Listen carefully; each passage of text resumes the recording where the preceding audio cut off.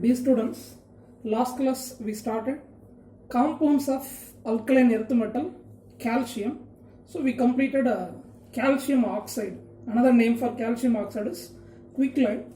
Today we discuss remaining compounds of calcium. For example, calcium hydroxide, gypsum, plaster of Paris. After completing this, we will study biological importance of alkaline earth metals like magnesium as well as calcium. So today we are going to complete this lesson. First, preparation properties and uses of calcium hydroxide. So take quicklime. When quicklime is added with water, we get calcium hydroxide. So this is the preparation method for calcium hydroxide. Then properties of calcium hydroxide. This is a white color powder. This is not a crystalline substance. This is a white color powder and its solubility is sparingly soluble in water. It is not completely soluble in water. This is sparingly soluble in water. So often in chemistry, you hear the word lime water, isn't it? Lime water means aqueous solution of calcium hydroxide. Calcium hydroxide will be added with water. The aqueous solution is called lime water. In last class, we studied about slacking of lime, and the product will be called as a slacked lime, which is nothing but what? Calcium hydroxide. So take suspension of calcium hydroxide in water. It should not be like a colloidal solution. It should be a suspension. So suspension of slacked lime in water is called milk of lime. So more quantity of calcium hydroxide will be settled at the bottom.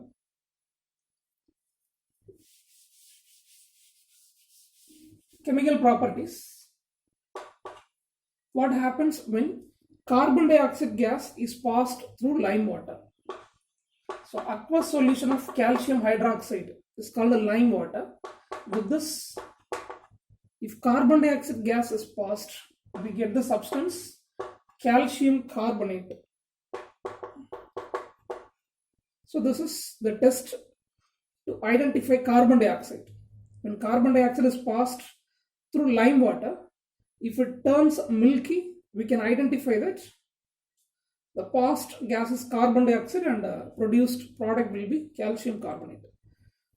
So carbon dioxide turns lime water milky. Okay, so the precipitate will be calcium carbonate. With this precipitated calcium carbonate, if excess of carbon dioxide is passed, already we have a solution of calcium carbonate. This is a precipitate which is settled at the bottom. Excess of carbon dioxide is passed, the precipitate calcium carbonate will be dissolved. It becomes calcium bicarbonate. So this is first chemical property of calcium hydroxide. Next, how calcium hydroxide reacts with chlorine. You take milk of lime, suspension of slacked lime in water, milk of lime, we just pass chlorine gas. We get calcium chloride, calcium hypochlorite. This is called calcium hypochlorite. Okay, this is the constituent of a bleaching powder. From this, calcium oxychloride will be obtained. Calcium oxychloride is bleaching powder.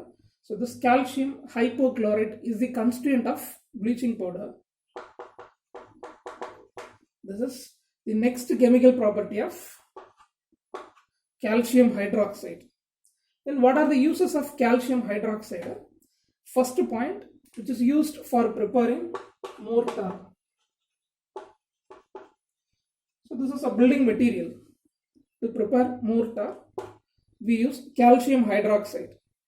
And the calcium hydroxide is having disinfectant property. This is disinfectant in nature. So this is used for whitewashing. We use calcium hydroxide for whitewashing because this is disinfectant in nature. Then for making glass, tanning industry, for making bleaching powder, for the purification of sugar, in all these aspects we use calcium hydroxide. So with this preparation properties and uses of calcium hydroxide over. So we have completed two compounds of calcium. Third one is gypsum. This is called a calcium sulfate dihydrate. Two molecules of water is attached with the calcium sulfate. So in earth surface we have more quantity of gypsum. It's called gypsum beds. So large quantity of gypsum beds are available on earth surface. So this is mainly observed in the sea basins. Because of evaporation of water. So when water molecules are evaporated, the gypsum will be settled on the surface of earth. So this is concentrated as well as crystallized on the surface of earth. The properties of gypsum has given in our book. Gypsum is actually a soft material which is sparingly or moderately soluble in water. So like calcium hydroxide, this is moderately soluble in water, and the solubility we know that is directly proportional to the temperature. When temperature changes, solubility value will also be changed. So increase in temperature, decrease in solubility.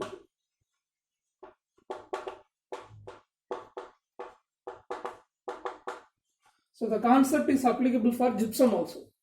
Solubility of gypsum in water will be decreased when temperature increases, so that we use the word retrograde solubility.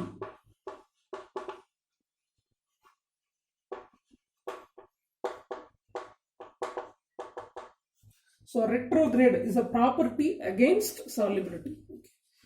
So temperature increases, solubility decreases. So we represent this as retrograde solubility. Next, the color of gypsum.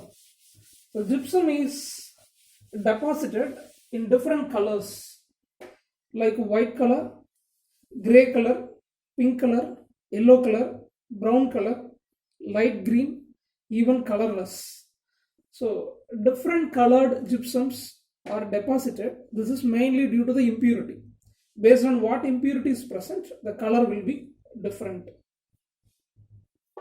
Then the gypsum beds are also called as desert rose. One mark. When you observe the gypsum beds, it looks like the petals of a flower. So this is called a desert rose. Mainly in the desert terrains, more quantity of gypsum will be there. Next, gypsum is having very low thermal conductivity. So this is called a natural insulator. Thermal conductivity will be very low for gypsum. So this is a natural insulator. So using the gypsum, we make plasters. So for making ceilings in the building as well as wall boards can be made by gypsum because it conducts very low heat, so that due to very low thermal conductivity it can be made as a ceilings. Next one, alabaster. So this is one of the forms of gypsum. This is also a variety of gypsum. This is observed as ornamental stone and its value will be more, right? So high economical value will be there because it is present as ornamental stone and it is opaque in nature. Alabaster is granular as well as opaque in nature. Then what about hardness and specific gravity? Hardness can be measured in different scales. According to Mohs hardness scale, gypsum has hardness 1.5 to 2. According to Mohs hardness scale. Then specific gravity value for gypsum is 2.3 to 2.4. One mark. So with this properties of gypsum over, next what are the uses? So gypsum based materials, gypsum based statues were observed in ancient Egypt as well as Mesopotamia. That means the ancient Egyptians knew the knowledge of converting gypsum into plaster of Paris. When gypsum is converted into plaster of Paris, we can make statues. So 5,000 years ago, ancient Egyptians knew the knowledge of converting gypsum into plaster of Paris, so that they prepared materials, statues, and so on. So the main application is this is used for making plasters, right? Plaster boards can be prepared using the plaster of Paris. So gypsum will be converted into plaster of Paris. Using it, we will make plaster boards.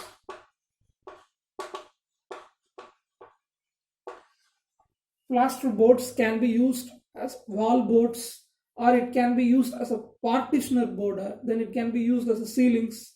For all these purposes, plaster of Paris will be used. So for making plaster of Paris, we have to heat gypsum at 393 Kelvin or approximately 300 degree Fahrenheit. It will become plaster of Paris. Gypsum will become plaster of Paris. And gypsum is used in medicinal field also. For making surgical as well as orthopedic casts, we use gypsum. So using gypsum, we can make mold. Then gypsum is used as a fertilizer, soil additive as well as conditioner. So when gypsum is added with the soil, it acts as fertilizer, soil additive as well as conditioner. So it provides two elements, calcium as well as sulfur to the soil. So soil needs a particular quantity of elements. So if there is a deficiency of calcium and sulfur, the healthy growth of plant will be disturbed. So to maintain that, we need calcium and sulfur. This will be provided by gypsum. And it maintains the level of sodium also. If there is excess salinity, salinity means more amount of sodium. The salt content will be more. So it will affect the growth of plants. So to maintain the proper salinity, we add gypsum also. Right? So the level of sodium will be maintained properly. If any excess sodium is present, it will be removed by gypsum. Then gypsum has binding as well as thickening property. It thickens a substance. And it is having a binding quality also. So gypsum is used in many day-to-day life materials like toothpaste, shampoo, and hair products. In all these day-to-day materials, we use gypsum. And the gypsum is one of the components of Portland cement. While preparing a Portland cement, we use gypsum as one of the components. It just controls the speed of setting the concrete, right? So there is a particular time limit in the setting of concrete. So this controls the speed at which concrete sets.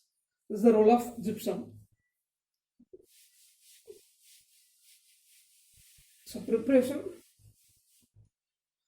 properties and uses of gypsum over. Next compound of calcium is plaster of Paris. First, this is made in Paris. So this plaster is called what? Plaster of Paris. It is calcium sulfate hemihydrate, or hemihydrate calcium sulfate. This can be prepared from gypsum. Gypsum is calcium sulfate dihydrate.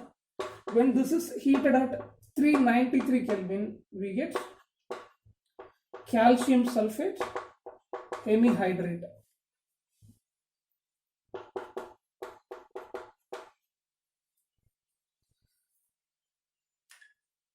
Above 393 Kelvin, if we heat it, the remaining molecule also will be removed. The half molecule of water will also be removed. Right?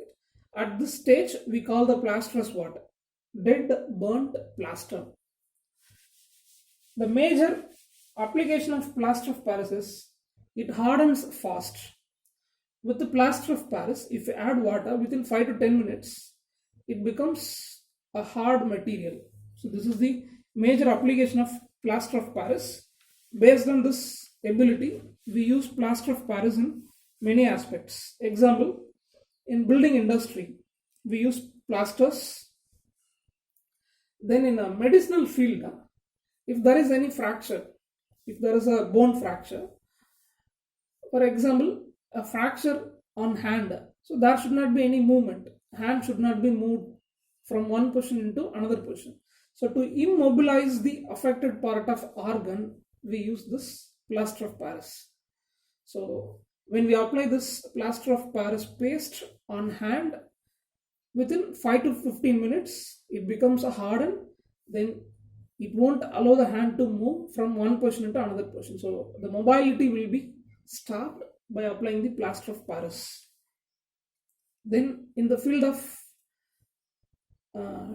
dental, for example, if you are going to make a cap for your tooth, so after a root canal treatment, if you are going to make a cap for your tooth, you need a mold. So the mold will be made by plaster of Paris. So exact mold is needed to prepare a silver cap. So that we use plaster of Paris. So in ornamental work, for making statues, so we need casts and molds for statues. For all these, we use plaster of Paris. So with this, we complete all the compounds of calcium. The last one is biological importance of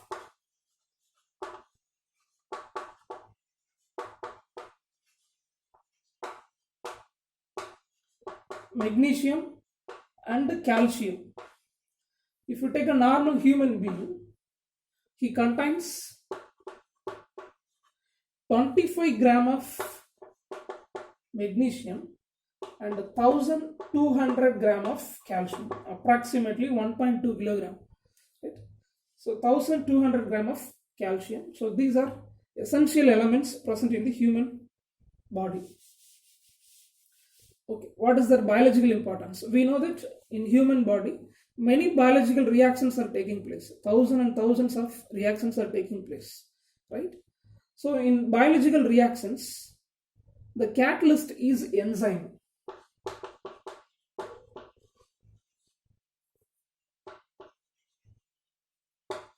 Enzymes present in human body will act as a catalyst for biochemical reactions.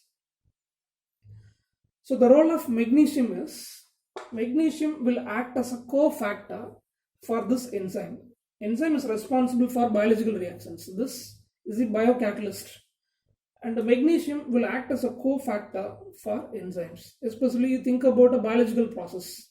ATP is involving in phosphate transfer as well as energy release. In that, magnesium is used. Then magnesium is very essential for DNA synthesis. The stability and the proper functioning of DNA will be decided by the magnesium. So magnesium is playing a major role in the synthesis, stability and the functioning of DNA. Then magnesium is balancing the electrolyte in our body. We have many electrolytes like sodium ion. So there should be a proper amount of electrolyte in the body. So to balance the electrolyte in our body, magnesium is must. If there is a deficiency, if we are not having adequate magnesium content in human body, it will lead to diseases like convulsion as well as neuromuscular irritation. So these problems will arise if there is a deficiency of magnesium. So magnesium is not only used in human body, in plants also this is playing a major role. You take a chlorophyll. So chlorophyll is a pigment present in the plants which is responsible for photosynthesis. The chlorophyll is a coordination complex made up of magnesium. So magnesium will be the central metal ion, the ligands will be the porphyrin ligands. So chlorophyll is a coordination complex of magnesium. Next, what is the role of calcium? So calcium is the major component of bones as well as teeth, right? And calcium is present in blood also. The concentration of calcium in the blood will be maintained by hormones like calcitonin as well as parathyroid hormone. So there should be a proper quantity of or concentration of calcium in the blood. If the calcium content in the blood decreases, it will lead to some problems. For example, there is a particular time for arresting the bleeding. If you have any injury, there is a bleeding, it should be arrested within a particular time. If it is not arrested, it will lead to many problems. So if there is a deficiency of calcium in blood, the arresting time of a bleeding will be larger. Next, muscle contraction will also be there. Due to the deficiency of calcium, muscle contraction will be there. So these are the biological importances of magnesium as well as calcium. So with this we complete alkali metals and their compounds, alkaline earth metals and their compounds. So lesson number 5 over. So in the last 2 weeks we have completed 2 lessons. Monday we start a new lesson, lesson number 6, gaseous state. Okay, thank you.